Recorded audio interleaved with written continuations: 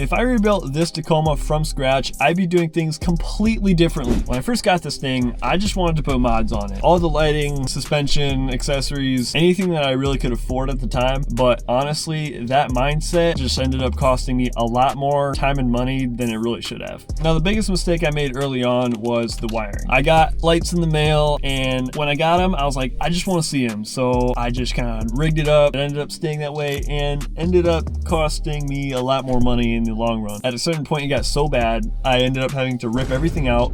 I ended up spending like $50 in wiring and a day's work or more just because it was so bad. And every time something stopped working, it took longer than it took to install the product in the first place, just because of how messy it was. I wasn't able to trace wires. It was just terrible. If I were to rebuild this truck again, wiring would be the first thing that I do correctly.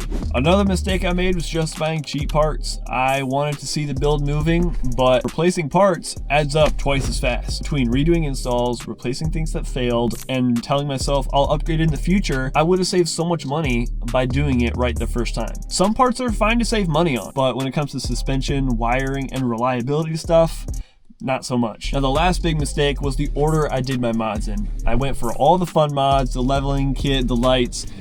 I should have focused more on the maintenance side of things. That way, further down the road, taking apart my truck when I needed to do real maintenance would be 1,000 times easier. So if you're building your Tacoma right now, I would start with clean wiring for all your mods, start from the rear of the truck and move forward, rear suspension, then do the front end, and maintain your truck. Make sure everything is working together as it should before you start adding mods. So if you're building a Tacoma right now, what do you start with? Do you start with the reliability or the fun stuff first? Because if I rebuilt my truck today, I would do things completely differently.